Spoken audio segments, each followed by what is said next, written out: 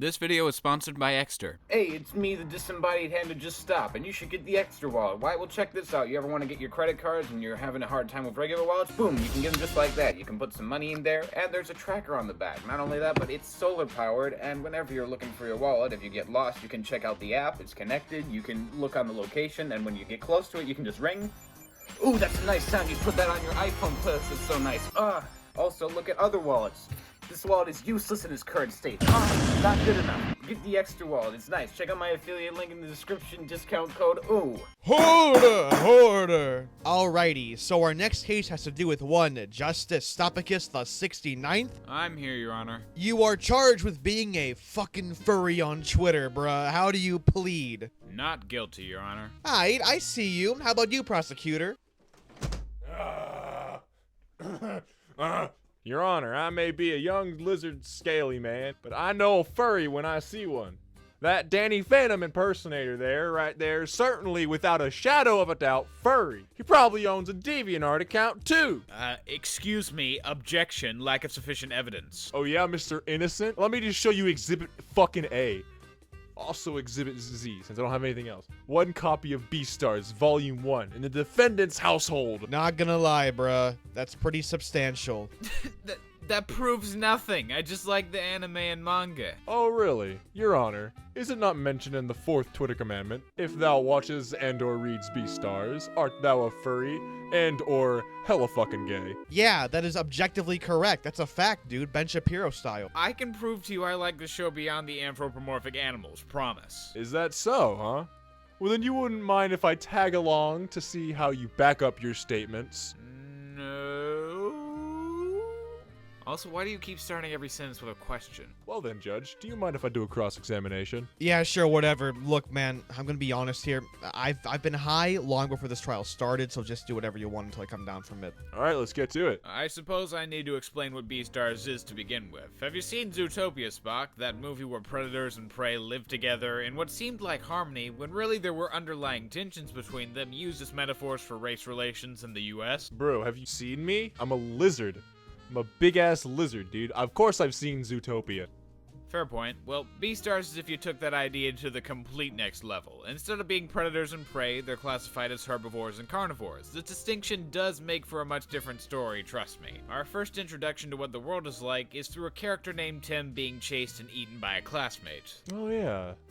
That distinction's starting to make a little more sense. Yep, in this world, carnivores and herbivores live together in a society torn between trying to keep primalistic urges in check and dealing with the common idea that species need to be separated most of the time and that herbivores should be afraid of carnivores. Having carnivores straight up devour their classmates isn't a common occurrence, but when it happens, the herbivore students immediately start being distant from the carnivores who feel like they themselves have done something wrong. Ah yes, and you the viewer might be thinking, oh, but carnivores need to eat meat to survive and be healthy. But that's what the black market's for. It's considered taboo to walk around in broad daylight. Anyone under 18 is forbidden, but the black market is the place where carnivores can give in to their urges and buy meat from vendors at shops. When we first hear about it, that we're told they don't use live animals and instead they get their meat from, funerals and hospitals. It's technically true, but they left out a crucial little bit about herbivores being raised to be eaten, like our boy. Fuck,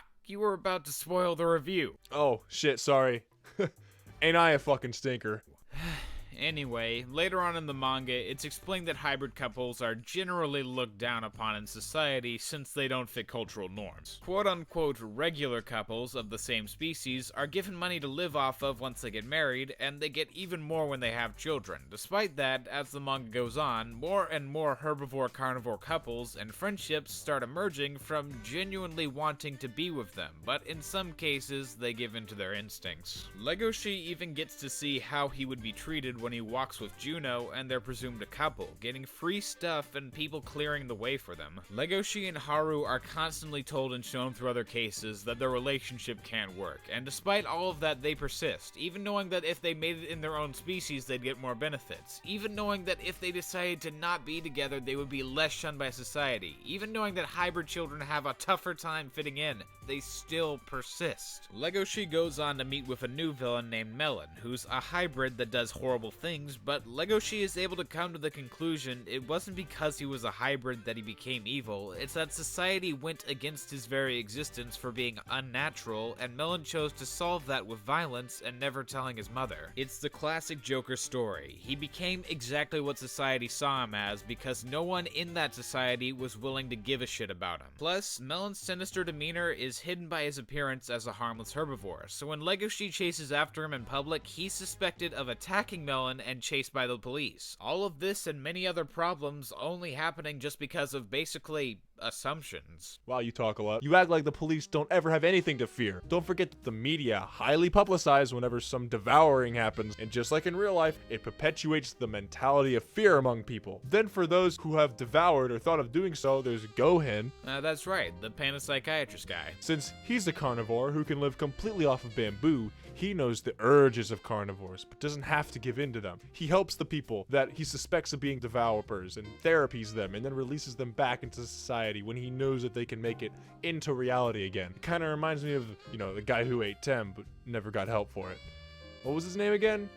Oh, yeah. It was... Spock, that's not even in the anime yet. Why do you keep trying to spoil parts? Hey, don't ask me questions. I'm not the one on trial here. You still haven't proved that you're not a furry yet. Yeah, shit, okay, I'll talk about the characters. Our main protagonist is Legoshi, or Legoshi, depending on if you listen to fan subs and or read the fan version of the manga. A shy gray wolf who, after almost eating a girl bunny named Haru, discovers he actually has feelings for her, which in the animal society is shown to not give any benefits. Weirdly enough, I don't think I've ever related more to a character in fiction before, other than the part about having an urge to eat small animals. Legoshi is a shy, tall, awkward, naive wolf who's constantly thinking philosophically or existentially, is terrible with the people he has crushes on, can be brash or reckless when trying to protect people, is constantly mistaken for being older, is a bit of a perv when it comes down to brass tacks. What am I saying? My character card, that's me. That character is me. That sounds like a fursona to me. What? No, it isn't. Just because I relate to a character doesn't mean I want to be them. I relate to Emma from The Promised Neverland, but I don't want to be an 11-year-old girl trying to escape a child farm. I'm sure you have a favorite character that you related to.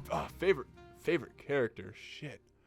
I mean, I guess I like Legoshi, but thing is, I wouldn't be anything special for liking him. I just think it's just very interesting to see how he tries his best to resist his urges while fighting his little internal battle with himself. Makes for a very likable character with a lot of internal struggles. I can definitely see where you're coming from. That's basically his main conflict throughout the show, while society and his own instincts tell him not to try and be with Haru. Later on in the manga, he even goes as far as to rip out his fangs and wear dentures so he can never use them to hurt a herbivore again. It's some pretty intense shit. And then there's Haru herself.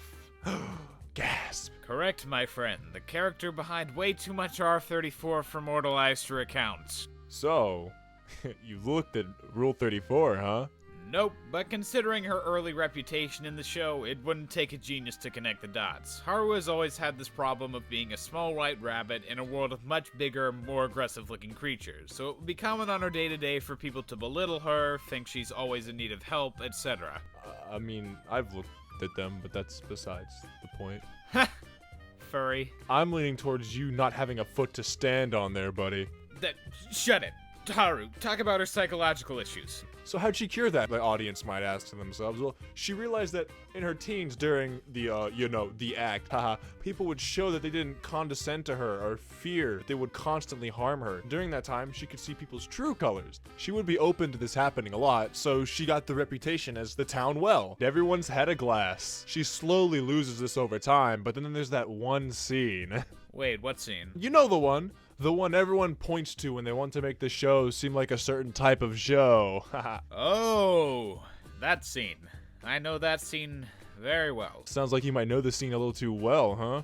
Wonder why that might be. Got something to confess, just stop? Oh, no, I mean for the emotional trauma that it causes Legoshi. So, for context, Haru and Legoshi were thinking of doing something, and right before they kissed, Haru basically falcon punches her arm into Legoshi's mouth, saying her body is trying to go inside of him. The reason for this is their predator-prey instincts are kicking in at the worst possible time. They're both fine, but they end up not doing anything for the betterment of themselves. I didn't know you were into that kind of shit, dude. Into Vor, Mr. Vor, man. That seems pretty funny. I remember laughing at this part and screaming, This is Vor? This is fucking Vor. This is Vor. This is Vor. No, please stop. Alright, fine, furry. I will admit, the story itself was very engaging. It had a fun little play on the Romeo and Juliet situation. I'm also personally a huge fan of the CGI animated style the show likes to play on. I found it very interesting to look back when Ruby tried it, but seeing it done by a now established studio from the get-go is very interesting. I've never come across it before. Oh yeah, the CG in this show is surprisingly much better than you'd expect from most other anime.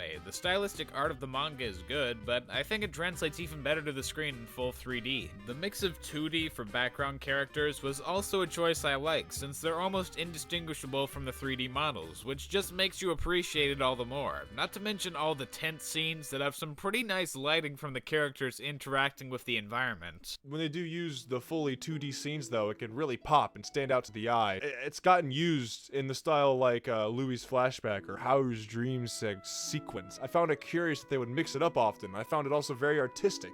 It's not far off from what a lot of animes do, but I still enjoyed it nonetheless. One of my favorite scenes in the show is when Legoshi just appears out of the blue to rescue Haru. There's just this amazing chemistry behind the two frames that they shift between. It's almost like you can understand the emotion that both the characters are feeling without having to have it conveyed verbally. I found it very powerful. That's just one of the many quirks of Beastars. It gets subtlety right through not only its scenes in general, but animation. There are so many shows that try to use CG for scenes and fail horribly because it blends so badly or doesn't show the emotion that's needed for the scene. I know it was 4 years ago, but Berserk, what the fuck were you doing? Beastars contains a bunch of really emotional moments that require some sense of thought for you to understand it. There's a scene where Legoshi shows who he is for the first time to Haru while they're running from police in slow-mo, the scene where Haru looks through a forest of confusion only to find Louis, the only person she really trusts, or even the scene where Louis is a child and decides to die by his own hand instead of to predators, the people who have controlled his life so far. It's also well thought out, and in some ways portrays scenes even better than the manga did. The entire anime really showed all the feelings of the characters in both small and big moments, even the tiniest shit, like Legoshi realizing he's into Louis. But there's this burst of emotions as you see him rub the paint up to his face, showing how insane he's becoming over his obsessive love for Haru. That reminds me, we haven't actually gotten to Louis yet. You want to start us off? Oh yes, Louis, the Beastar, the one who was focused on his reputation but was too little focused on other things.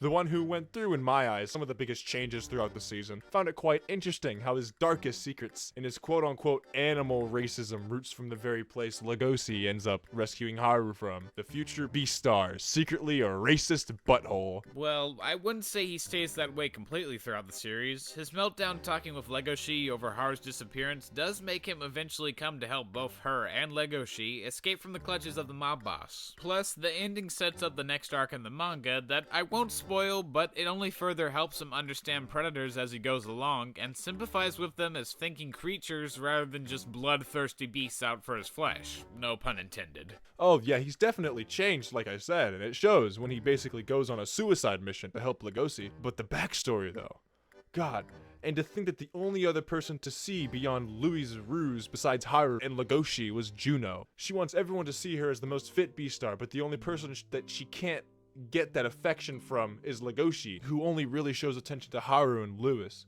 the person she's trying to overcome. That only makes it seem like it's an impossible goal to beat Louis. She can't even get the one that she loves to notice her, so of course she jumps at the opportunity to tell Louis what she has over him, that being her openness to accept other people, no matter who. Yeah, I only really wish we got to see more of her, but thankfully she gets more screen time in the second season if the manga's anything to go by. Juno was definitely one of the more aggressive characters with her obsession over Legoshi. It was very, very interesting to me. Then she got owned by a character 1/8 her size. That's life. Seriously though, that ending hit me hard, dude. Haru sees Legoshi up there with Juno, a physical representation of what this society wants from its creatures and everything keeping them apart, so she runs away thinking that she'd been foolish to love him like she did. The thing being, Legoshi didn't care for it either. He didn't want to be with Juno, and didn't even agree with what she was saying about predators being compassionate creatures. All he wanted was to face those issues together with Haru, and so he chases after her so he can finally say what he's been thinking. She denies their relationship potential at first, but then Legoshi just cancels all that doubt with 4 words. 君が好きだからだよ. That's some hard-hitting shit. Yeah, I guess you're right now that I think about it. I guess you can like the show without being a massive fucking furry. You know what? I'll admit it. You're not a... Oh, really? Is that so? Your Honor! I've recently received another piece of evidence! One copy of the first volume of Gleipnir! Oh, motherfucker.